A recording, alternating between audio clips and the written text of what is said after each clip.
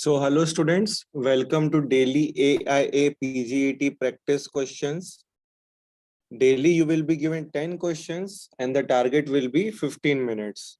How you can solve the test? I'll let you know. First, you have to download the Aap Ayurveda classes app from the Google Play Store. After that, you have to complete the process of signing up.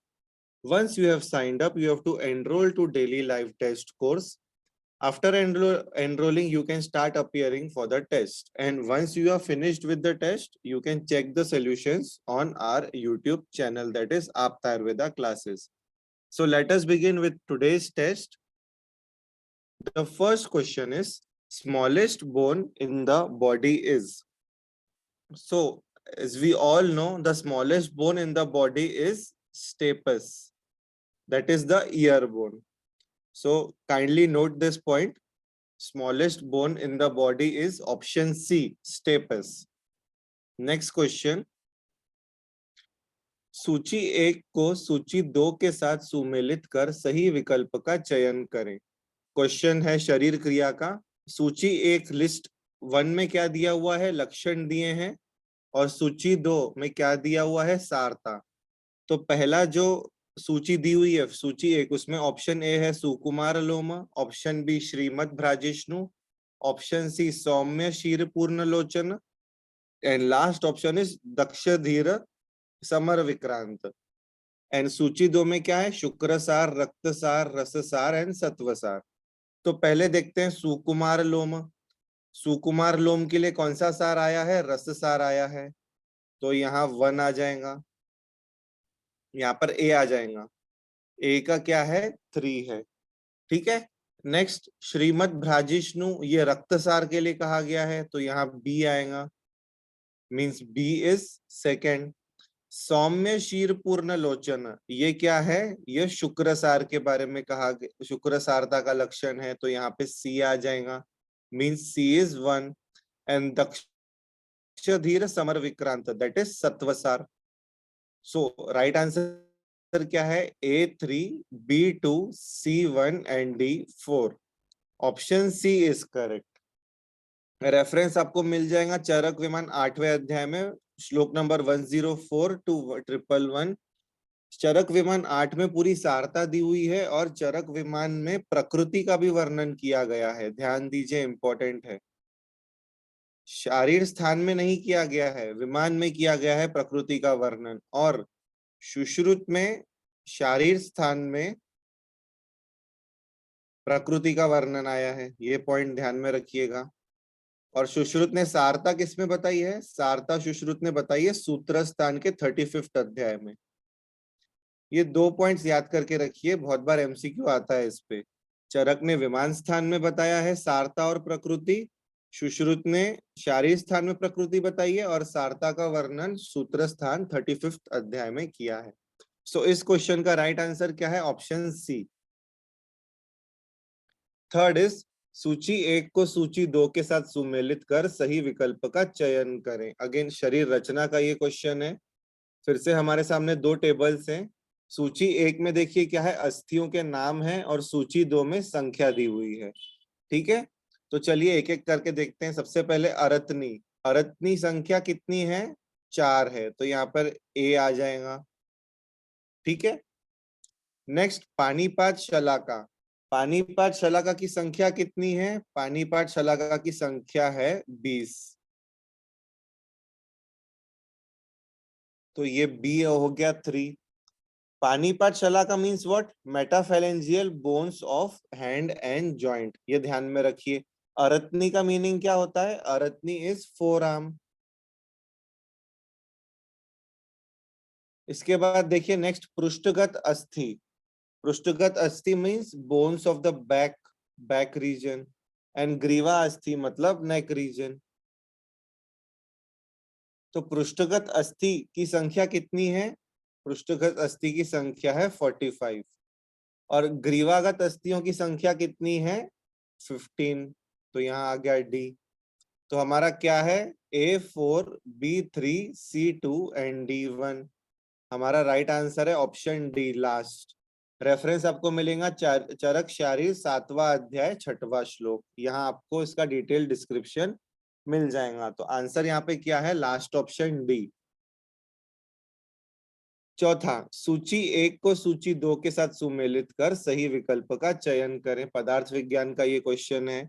सूची एक में दिया हुआ है दर्शन और सूची दो में दिए हुए हैं उनके पर्याय। तो सबसे पहले सांख्य दर्शन का पर्याय क्या है? आत्मविद्या। ध्यान दीजिए, इंपॉर्टेंट क्वेश्चन है ये। तो ए हो गया 3 अपना। ठीक है। नेक्स्ट, वैशेषिक। वैशेषिक का पर्याय क्या है? औलुक्य। तो बी हो गया क्या? 4। न्याय दर्शन का पर्याय क्या है? न्याय दर्शन का पर्याय है अन्विषिकी। एंड वेदांत का पर्याय है उत्तर मीमांसा। तो हमारा आंसर है A3, B4, C1 and D2। Option B is correct. तो फोर्थ क्वेश्चन का आंसर है सेकेंड ऑप्शन बी। सांख्य का पर्याय क्या है? आत्मविद्या। वैशेषिक का पर्याय है औलुक्य। न्याय का पर्याय है अन्वेषिकी और वेदांत का पर्याय है उत्तर मीमांसा। Second option is correct here. Next question, match list 1 with list 2 and select the correct option from the options given below। Physiology का ये क्वेश्चन है। लिस्ट 1 में देखो क्या दिया हुआ है, सारे ऑर्गन्स दिए हुए हैं और लिस्ट 2 में दिया हुआ है उनका कार्डियक आउटपुट। तो एक एक करके देखते हैं। लिवर में परसेंटेज ऑफ कार्डियक आउटपुट है 20%। तो ए हो गया अपना 3। इसके बाद नेक्स्ट देखो, सॉरी, लिवर में है 30%। ए इज 30 नॉट 20। किडनी में कितना है? किडनी में है 25%। तो ये बी हो गया 25। हार्ट, हार्ट में कितना है? हार्ट में है 5%। तो सी हो गया 5। And last D. डी क्या है? ब्रेन। ब्रेन में कितना है? 20%।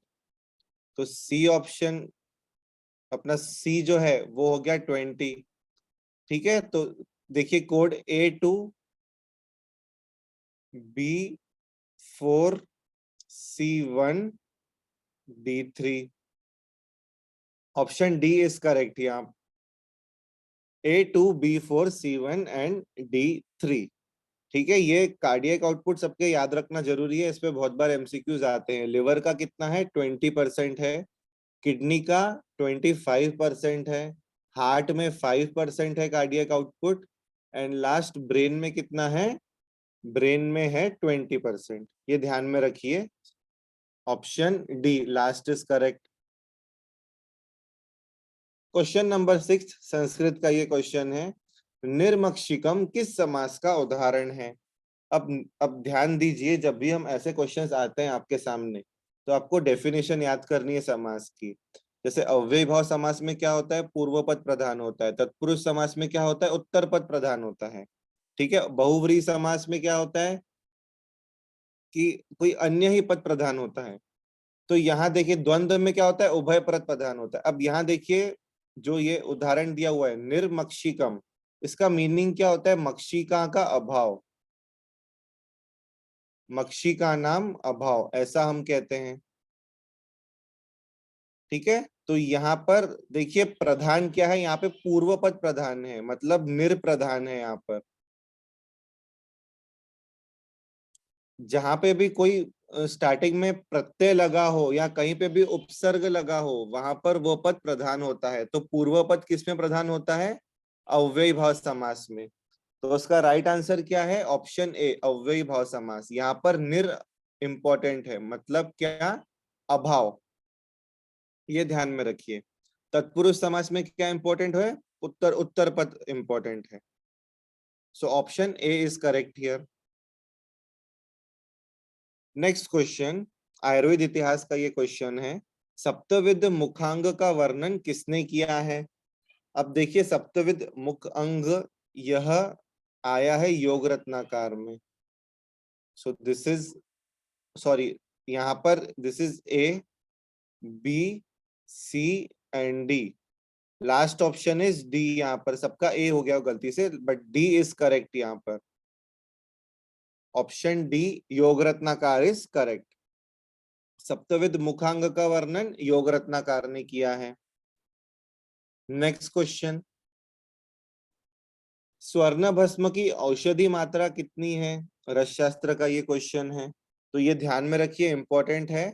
स्वर्ण भस्म की औषधि मात्रा 1/8 बाय 1/4 गुंजा। बहुत इंपॉर्टेंट क्वेश्चन है ये, ध्यान में रखिए। ये इस पे बहुत बार एमसीक्यूज आए हैं, याद कर लीजिए इसको कि स्वर्ण भस्म का मेडिसिनल डोज होता है 1/8 बाय 1/4 गुंजा। Option C is correct. Next question, ninth question is, Stilling test is advised to know the absorption of। Pathology का ये क्वेश्चन है। So Schilling test is advised to know the absorption of vitamin B12, that is cyanocobalamin। ठीक है, बहुत famous question है ये और बहुत फेमस टेस्ट है, और यूजुअली वो विटामिन B12 के अब्जॉर्प्शन को पता करने के लिए ही की जाती है। तो last option D is correct, vitamin B12। And our last question for the day is, अर्दित कौन सी मार्गगत व्याधि है? अब ध्यान दीजिए, अर्दित सबसे पहले क्या है? अर्दित इज एन एग्जाम्पल ऑफ वात व्याधि, और हमने पढ़ा है जितनी भी वात व्याधियां हैं वह कैसी है? वो मध्यम मार्गगत हैं। सो ऑप्शन बी मध्यम मार्ग इज करेक्ट। इसको और भी क्या कहा जाता है? मर्म अस्थि संधि, ये मार्ग भी कहा जाता है। तो ये ध्यान में रखिए, जितनी भी वात व्याधियां रही, पक्षाघात हो गया, अपतानक हो गया, अपतंत्रक हो गया, अर्दित हो गया, सारी वात व्याधियां मध्यम मार्गगत व्याधियां कही जाती है। सो सेकेंड ऑप्शन बी मध्यम मार्ग इज करेक्ट। सो आज का हमारा यहाँ पर 10 क्वेश्चंस का सेशन खत्म हुआ। Thank you for your kind attention.